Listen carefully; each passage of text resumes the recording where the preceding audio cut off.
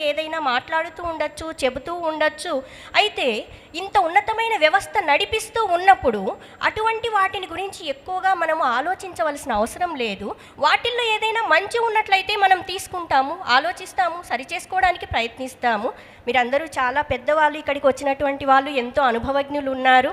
So మనందరము కూడా ఏవైనా ప్రోగ్రామ్స్ ఆర్గనైజ్ చేసేటప్పుడు, కార్యక్రమాలు నిర్వహిస్తూ ఉన్నప్పుడు ఎన్నో ఆటంకాలు కలుగుతూ ఉంటాయి, ఎంతోమంది ఇబ్బందులు కూడా కలిగిస్తూ ఉంటారు. శ్రేయాంసి బహువిజ్ఞాని అని చెప్తూ ఉంటారు, శాస్త్రంలో కూడా చెప్పబడింది. కాబట్టి మీరు మాట్లాడుతూ ఉన్నప్పుడు మీ విషయంలో మీ గొంతులో ఆ భావన కనపడింది అన్నమాట, వాక్కులో తెలుస్తూ ఉంది. ఇంత ఉన్నతమైన కార్యక్రమాలు చేస్తూ ఉన్నాము, మరి ఎందుకు ఇటువంటి విమర్శనాత్మకమైనటువంటివి? అటువంటివి పట్టించుకోవాల్సిన అవసరము లేదు. ఉన్నతమైన విషయాలు ఉంటే స్వీకరించి ఇంకా ముందుకు వెళ్ళడానికి నిరంతరము ప్రయత్నము చేస్తూ ఉండాలి. నాకు చాలా ఆనందంగా అనిపించిందండి. ఇందాక మన టీటీడీ ద్వారా జరిగేటువంటి కార్యక్రమాలన్నీ కూడా